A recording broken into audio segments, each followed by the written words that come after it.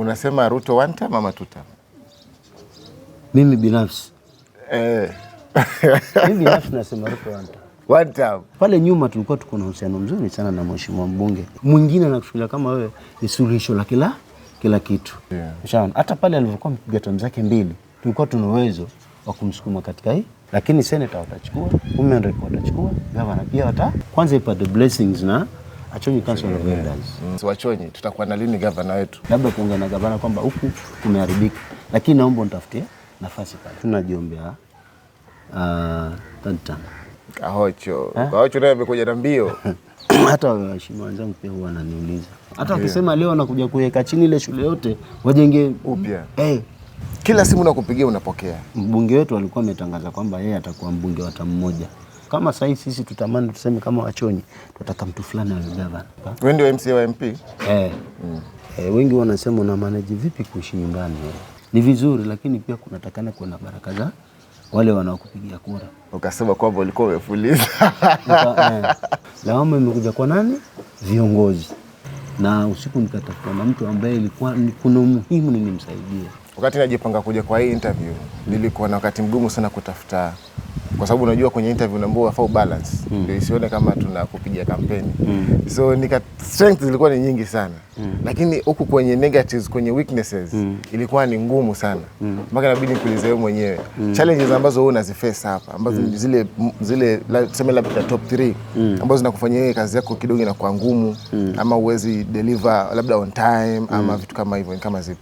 Okay, challenges za upande wa serikali ziko. Na pia za upande wa wananchi pia ziko. Labda mbili. Nasema sasa kama kwa upande wa serikali labda nasema kwa mfano sasa mwananchi unajua kile kitu kizuri ambacho mwananchi anakiona sana ni maendeleo. Alafu zaidi kwa sababu kumetajwa issue ya basari, huwa mzazi anatamani sana mtoto wake afikie malengo yake ya kielimu. So tukijipanga kupeana zile basari, alafu bahati mbaya zikichelewa ama usiwe na timing nzuri ya kuleta zile pesa, pia saa nyingine kutakuwa kumekuwa na changamoto, kwa sababu mtoto atakuwa anahitaji kwanza kabla hata shule zifunguliwe, labda basari hiyo kwa dispersed umeallocate, mtoto akienda shule anapata na pesa imefika kule, inakuwa sasa kwake si shida kwamba atarudishwa nyumbani ona ndofu na kwa.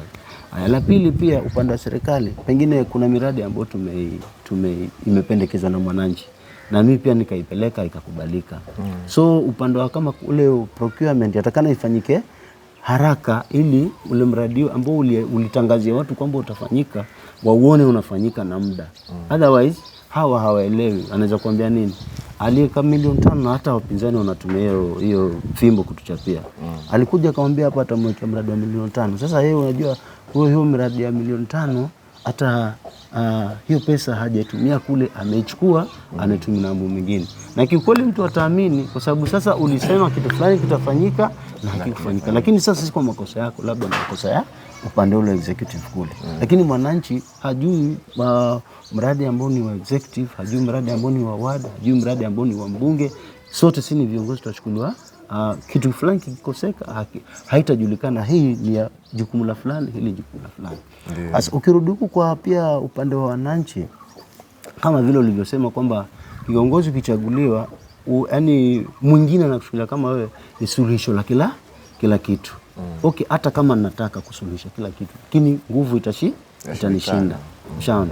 So pengine mtu anaweza kuja kwa sahihi, mtu amekuja amekwambia mimi nimetakiwa tiketi niende Nairobi. Nimepata kazi nje na so nataka unisaidie na pesa sahihi niende Nairobi. Kule kuna mtu amesema nimekatiwa tiketi ya ndege niende zangu. So kwa mfano ule muda kama amekufuata ile pesa uko nayo, itakuwa rahisi kwa sababu si utampatia. Ukimpatia yeye atashukuru kwamba umemsaidia. Lakini bahati mbaya sasa akija alafu ni timing ya kwamba huna. Labda hata juzi ulisaidia mwingine, yeye akila kwamba mimi nilienda kwa fulani akanisaidia, wewe pia nenda. Sasa akija kwa bahati mbaya siko vizuri vile mwenzake alinikuta. Pengine nimwambie basi wewe nisubiri mpaka labda siku 2-3. Sasa yeye hata unakwamba sasa nimembagua. Mbona yule jamaa juzi alikuja nikampa, huyu mbona leo amekuja sijampatia. So alafu kitu kingine pia ambacho huwa naona pia bado itakuwa ni shida ni kwamba kila jukumu. Manake sasa hivi tuseme hata ukiangalia performance ya shule zetu as much as tunapeana basari, lakini bado watu wana elimu inaenda chini. Wazazi wengi wamejiweka kando kabisa na hili swala la watoto. Hajachukua yani jukumu kikamilifu yeye kama mzazi. Wewe kama kiongozi utasaidia pale unaweza. Shule mwalimu atafanya jukumu lake. Lakini mwanafunzi naye afanye jukumu lake, pia mzazi naye afanye jukumu lake. Ndio tuone pale. So huku sasa ukiangalia hata hiyo mitandao, kila kitu ambacho kinaharibika kinasukumiwa leadership. More especially political leaders. Hao ndio wanasukumiwa. Administrators wameachwa kando, board of management wameachwa kando, hizi shule, wazazi wameachwa kando, wanafunzi wameachwa kando, lawama imekuja kwa nani? Viongozi. Sasa ikichukuliwa hivyo kwamba labda kiongozi anaweza kusuluhisha kila shida, basi hapo tutakuwa tuna fail. Kwa sababu kiongozi impact yake inaweza kuwa kidogo sana kwa mwanafunzi ama hata kwa maendeleo. Wakumbuka labda kama haikukupata, lakini wakati mimi nikisoma primary tulikuwa turudishwa nyumbani kwa sababu ya pesa zinaitwa za majengo ama za development. Na unarudi nyumbani, mzazi anatoa ile pesa. Sasa hii kuna pesa kidogo inatoka kwa serikali itengeze development za shule. Mbona tena sasa hivi kuna watu wengi ambao, kwa mfano shule kama Marakaya iko na watu ambao walisomea pale, na sasa ni watu na nafasi zao nzuri sana. Hata akisema leo anakuja kuweka chini ile shule yote wajenge upya, inawezekana. Lakini watu hao hakuna kitu ambacho wataweza kufikiria kukifanya. Kidole kiko kwa mbunge na MCA. Basi MCA mwenyewe so, kwa sababu hivyo hayo mambo hayo ndio yamefanya mpaka collectively development inakuwa challenge. Kuna kwenye hapo kwenye hiyo kusaidia watu. Kuna mmoja nilimuuliza upande ule kule mwisho kule. Jana nilikuwa nimeenda tembea huko, nikauliza hilo swali kama hilo. Salamu. Kauliza MCA wenu huku mnaonaje? Nataka niende nimuulize mambo kadhaa. Akasema kuna siku ulikuwa unapita njiani akakupiga mkono ukasimama. Alipokuelezea shida zake ukasema kwamba ulikuwa umefuliza. Nikashangaa, kwani huyu hii ni issue zake personal na wewe ama ni ukweli? Mimi hata si mara moja. Si mara moja. Waweza kuwa kwa mfano umeenda mahali, wamekusimamisha, wamekwambia hatujakula. Awambie basi kwa sahihi na pesa, wacha niende nitafute, alafu nikipata nitakuja kuwapa. Wakwambia fuliza. Sasa waambie sasa mimi nifulize, si hata nyinyi mweza fuliza. Fulizeni zenu basi kwanza. Hami yangu tayari nishafuliza, haina pesa. Fulizeni zenu. Sasa ni kitu tu na light note unaongea nao kama hivyo. Lakini light note. Sawa. Mimi najua kwamba wewe mheshimiwa unakuwa uko busy sana. Watu wanakuja hapa, unafaa uende kwenye baraza, kwenye discussions nyingi. Lakini bado masaa yako ni yale 24, lakini kimpango fulani una manage kupanga vitu vyako. Kwa sababu hata mimi nilikuwa nashangaa kila simu nakupigia unapokea. Na hata ile ambayo umeshindwa kuipokea bado tena utarudi unanipigia baadaye. Mimi tu ambaye hata nahisi kwamba sina umuhimu sana vile. Unawezaje kugawanya muda wako? Kwa sababu MCA wengine ama wananchi wengine, viongozi wengine wanashindwa kupokea simu. Wengi sana wapokei na wanapenda kuweka distance kati yao na wananchi ili pia kama muda si wa kazi hawataki kazi. Lakini wewe unaweza kufanya hivyo. How do you manage? Hilo swali hata waheshimiwa wenzangu pia huwa wananiuliza. Wacha tu more especially mambo ya simu. Hata kuishi huku nyumbani. Wengi wanasema una manage vipi kuishi nyumbani? Kwa sababu ukiishi nyumbani ni kama umejipeleka. Ushaona? Yafaa huku nyumbani uje weekends. Wengi wanasema hivyo. So mimi wanaambia kukaa kule kwangu nyumbani ama kupokea zile simu. Si kwamba nikipokea simu nilisuluhisha shida. Lakini nikipokea nitakuwa nataka nijue kwanza huyu mtu ana shida gani. Labda kuna mwingine nimemsave niko na namba yake, naweza sema utampigia baadaye nijue. Kuna mwingine ambaye sijamsave na amenipigia na sijui ni nani. So kwa mara nyingi hupokea, ndio nikimjua ni nani na nikijua shida ni nini ndio naweza mwambia wacha tupigiane baadaye. Wacha tupigiane maraba. Na kwa mara nyingi uweza piga simu ikawa labda nimeweka silent. Sababu sasa siku hizi mikutano mingi wao unalazimisha uweke simu silent. Sawa. Sasa huwa mimi naweka silent, lakini baadaye huwa najaribu kuzirudia zile. Na najua mtu amenitafuta na muda ule hakunipata. Lakini kwa sasa vile labda nimekuwa free, wacha nimpigie. Unampigia kama ni mtu mwenye mlikuwa mmepangana mtaongea, kama mtu hamkuwa mmepangana bado mtaongea yale ambayo alikuwa anatafutia naye. So sijaiona ngumu mimi hasa kukaa huku wala kupokea zile simu za watu. Unajua mtu ukipokea simu yake hata akikwambia kitu okay, ukimwambia hutaweza kumsuluhishia, kikasirika, itakuwa ni shida yake, lakini kwa kawaida hata yeye pia kama ingekuwa yeye hangeweza kusuluhisha pia kila.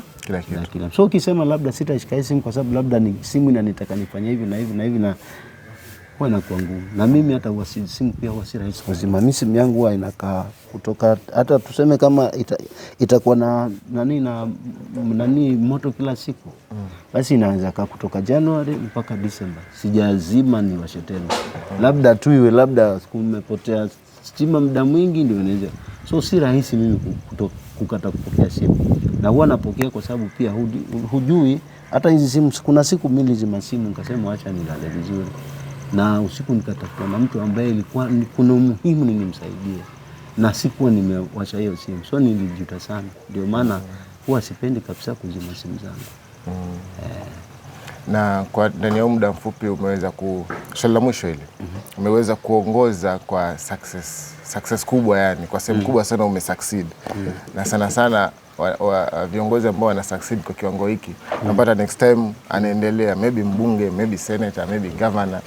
Nataka nijue tunavyoenda ndani ya miaka inayokuja, lengo tunapopanda hivi, lengo ni wapi? Tunaenda mpaka wapi? Yenyewe kwanza hiyo bado ina wewe uweze kuwa na malengo yako kama kiongozi. Kwa mfano kama mimi katika mipango yangu ilikuwa nikiwa MCA labda mara 3, si ndio? Kwanza ilikuwa ni MCA mara 2, alafu tukaa tunania kwamba manake mbunge wetu alikuwa ametangaza kwamba yeye atakuwa mbunge wa term moja, ambao ilikuwa ni 2017. 2022 alikuwa straight away anaendea ugavana. Haikuwa hiyo. So ilikuwa tumepanga kama tutaenda mara 2, akitoka sisi tuko MCAs 5 hapa. Wale ambao wako kwa mamlaka hizi wodi zetu 5 katika constituency.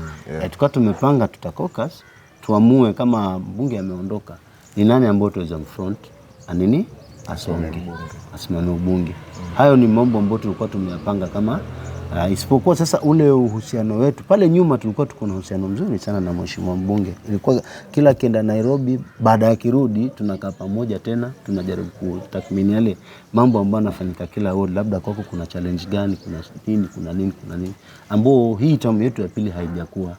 Tumekuwa na wakati mgumu sana, hasa kukaa pamoja kama viongozi kuangalia yale ambao labda na wakubwa wananchi. So kimimi kiupande wangu, kwa mfano kama sasa hivi nimetamani sana kwenda kwa nini third term, ambapo ninashukuru nilipata first term nikapata second term. Bado nilikuwa natamani niende third term. Sababu pia katika uongozi kuna kitu kimoja, ile consistency bado pia inasaidia kiongozi. Kwa sababu gani? Kama mimi nilivyoenda term ya kwanza nilikuwa tu kawaida tu MCA vile. Ushaona kule katika zile kamati ambazo zimetengezwa pale bunge nilifaulu tu kuwa tu member katika zile kamati. Lakini nilivyorudi mara ya pili, sasa kwa sababu tumekuwa pale mara ya kwanza, ikabidi tukapewa priority tutafute chairmanship ya zile kamati ambazo ziko pale. Na nashukuru nikapata hiyo chairmanship ya upande wa Roads, Transport and Public Works, ambapo si rahisi mtu ambaye ameenda kule kwa tamu ya kwanza labda kupata mamlaka yote kama yale, not unless uwe na bahati kubwa sana, ama wenye watakuwa wamerudi wao ni kidogo ndio labda hawa wengine. Maana tamu yangu ya kwanza nikiingia mimi pale wenye walikuwa wamerudi ni 12, ambao zile kamati pale ilikuwa 11, ambao tayari kupata nafasi pale ilikuwa inakuwa challenge. Lakini sasa hii tukarudi 6, ndio maana sisi wote tukapata nafasi, hata wengine pia wale first years walipata. Lakini kuwa na usemi mara nyingine pia huwa yategemea na vile venye unaonekana pale. Mshaona huwa si rahisi MCA ambaye ameingia kupewa ile respect ambayo MCA ambaye amekuwa pale inakuwa.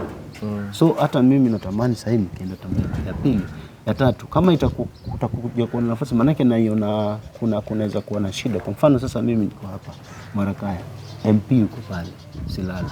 Alafu sisi wawili tugeuke, mimi nataka ubunge, yule naye anataka. Wewe ndio MCA wa MP?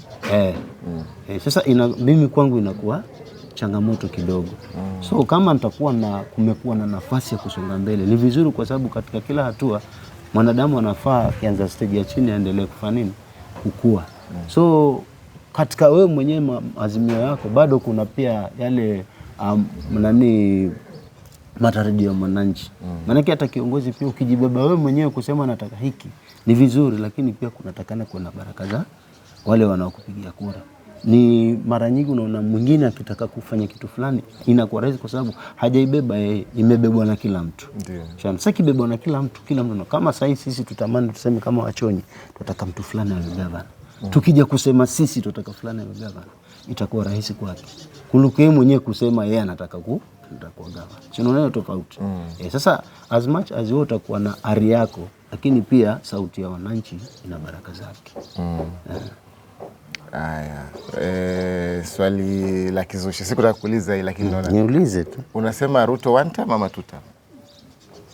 Mimi binafsi mimi binafsi nasema Ruto one time. One time ni hapa. Mimi binafsi. Sawa. Unaona tunavyoenda na IPS Wachonyi tutakuwa na lini gavana wetu? Sasa mimi hata ni makosa ambayo nilianote kitambo, na mimi sitalaumu huyu mwananchi, lakini mwananchi naye nitamlaumu upande wake. Wajua wewe kama mzazi umelea mtoto wako, kadri anavyokuwa wewe unaweza kuwa na mipango naye. Kasema mtoto wangu mimi akikua nataka awe hivi na hivi, si ndio? Lakini katika kusema wataka awe hivi na hivi ni baina nyinyi wenyewe mmempangana. Wewe angalia siasa ya sisi Wachonyi, tutasema ni Wachonyi kwa sababu wale kabila kubwa ni sisi Wagiriama na sisi. Sawa. Sasa mimi nasema sisi Wachonyi hatujakuwa na muungano wa sababu na ile unit of purpose kwetu haijakuwa.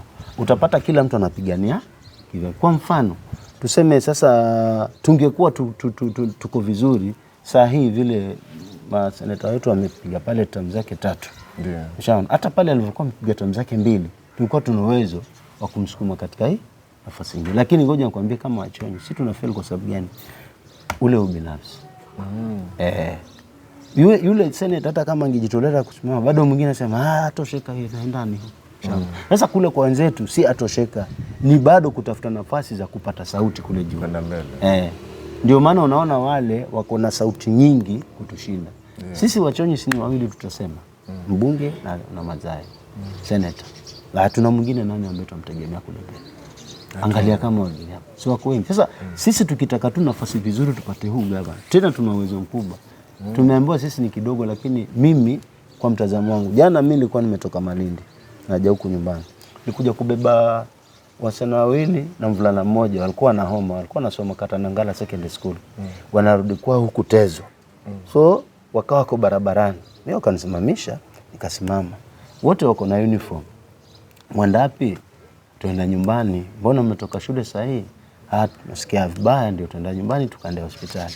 Walivyopanda pale ndani ili kuwauliza tu waitwa nani, kabila gani, umetoka wapi. Sasa si nilipata wote ni Wachonyi. Kule upande pia kuna Wachonyi kule. Ni Wachonyi. Nilipata tu wote ni Wachonyi. Mmoja wawili wametoka Denderi. Baba zao walienda kanunua shamba kule kwa stage ya wanaita stage gani pale kwa Kadenge Fujo. Mmoja alikuwa kutoka Kadenge Fujo, mwingine sio ametoka kwa Kicharo wa Kiringi. Ndio. Area zile za Tezo. Sisi tulizaliwa huku, mama ni Mgiriama lakini baba ni Mchonyi, alitoka huko Denderi akaja kununua. Sasa katika mtazamo wangu mimi naona Wachonyi tuko wengi, ni vile tu hatujaamua kushikana. Lakini Wachonyi tuko wengi sana. So hii nani ya kuhusu mambo gavana, kwanza ipate blessings na Wachonyi Council of Elders. Hawa baada ya kura zikipigwa saa hii tuitane. Tusingoje mpaka kura tena zifike. Hivi kura zikipigwa tutafutane. Tukitafutana sasa tuanze kampeni ya nini? Na kutafuta. Maanake hata sasa hivi nakwambia vizuri, hakuna muda ambao sisi tulikuwa tupoteza. 2013 Wagiriama ndio walikuwa wengi. Wanashindana wenyewe kwa wenyewe. 2017 Wagiriama walikuwa wengi. Wanashindana wenyewe kwa wenyewe. 2022 hivyo. Sasa nataka kuniambia katika wale Wagiriama watatu, George Kiti, Mung'aro na Aisha Juma, mwiko na Mchonyi mmoja pale na akakua kura za Wachonyi. Angeenda. Tungechukua. Kwa sababu wale kule wamegawanyika. Sio wanagawanya. Lakini sasa shida sisi wenyewe ile kuungana kwa sababu hatujakuwa nayo. Kwa hiyo sio mbali sana. Tukiamua tunaingia. Hata leo. Unaona hata sasa hii. Hata sasa hizi wako wawili. Sisi tuko mmoja. Kule wakigawanyika huku tunawini. Sisi tu Marakaya zote kwa mtu mmoja. Chasimba zote kwa mtu mmoja. Junju Wachonyi pia wako wengi. Mtepeni Wachonyi wako wengi. Shimolate Wachonyi wako wengi. Alafu tuende Kilifi North, Wachonyi wako wengi pale. Tuende Malindi, Wachonyi wako wengi. Tuende Ganzi wako. Lakini sasa shida ni vile sisi wenyewe kule kushikana kwa kutafuta sababu fulani hatuna. Lakini hawa wenzetu huenda wakakaa wakapanga. Na this time round huenda tukakosa kila kitu. Tutabaki na mbunge na MCA. Lakini senator watachukua, women rep watachukua, governor pia Kwa hii pesa kweli ninavyoona hivi tunavyoenda. Mambo yanaweza badilika sana. Hivi tunavyoenda. Ukiangalia basi hao jamaa wamelenga hii kama si Mng'aro ni Juma. Si ndio? Mchonyi kwa wapi hapa? Hayupo. Hakuna. Pale kwa senator napo kuna George Kiti, kuna Kahocho. Kahocho naye amekuja na mbio. Ni sisi tuone kama tuna nia fulani pale basi ni tujipange. Lakini mimi vile ninavyosema kama leo kungetokea mtu akasema nataka kusimama ugavana Mchonyi, nafasi bado iko. Nafasi iko. Nashukuru sana. Nilikuwa natarajia kwamba itakuwa fupi lakini imekuwa ndefu na haujataka kuilimit ama kuipunguza vyovyote vile. Umechangia kwa uwezo wako kabisa fully 100%. Nataka kupe nafasi wewe uongelee chochote kingine kile ambacho unahisi hatujakiongelea. Kama kuna swali lolote ambalo sijaliuliza ama kuna maoni yoyote ama kuna vitu vyote ambavyo unataka useme, hii nafasi yako. Mimi kwangu kimtazamo wangu. Kwanza mimi mwenyewe niseme tu najiombea kwanza tu kuambia kama ni watu wangu kwamba bado ninahitaji kwamba nibaki kwa uongozi, na huo muhimu kwamba nibaki kwa uongozi upo. Na sababu kubwa ni kwamba hata wale wazungu wanasema experience is the best teacher always. So tukisema labda sasa tunatoa bado katika ile nafasi yangu kwamba labda na matamanio mengine kule mbele itakuwa imekatishwa. Sababu kingekuwa siasa once ukitoka hesabu zako zinasahaulika. Alafu pia wewe mwenyewe kujipanga na kwa vigumu. Ni vizuri ukianza na manza kama MCA hivi wanibakishe bado labda mbunge akipanda na mimi nifanye nini? Upande. Na pia kama sikupanda kule bado kutakuwa na nafasi zingine pale ambazo zitakuweka bado yuko relevant. Sasa hii mtu ambaye si kiongozi hakuna ugumu wa kuingia hata kwa executive katika position yote pale, labda serikali inaundwa ya gavana. Mimi nimejaribu MCA nimekosa, lakini kwa sababu nilikuwa pale bado na uwezo kuna kutoa nafasi pale, labda kuongea na gavana kwamba huku kumeharibika, lakini naomba nitafutie nafasi pale. Kuna kuwa na urahisi kuliko kwamba umetoka nje hauko kwa siasa alafu uenda kutafuta nafasi, kuna kuwa na ugumu. Pili niseme katika kufaulu katika uongozi, si kiongozi achiwe kila kitu. Kiongozi bado uko pale tu kama tuseme alama, lakini wengi ambao wako hapa, manake kama mimi tuseme kwa mfano, sasa hivi mimi na kwenda karibia miaka 50, lakini najua kuna watu ambao naongoza ambao wako na miaka zaidi ya yangu, si ndio?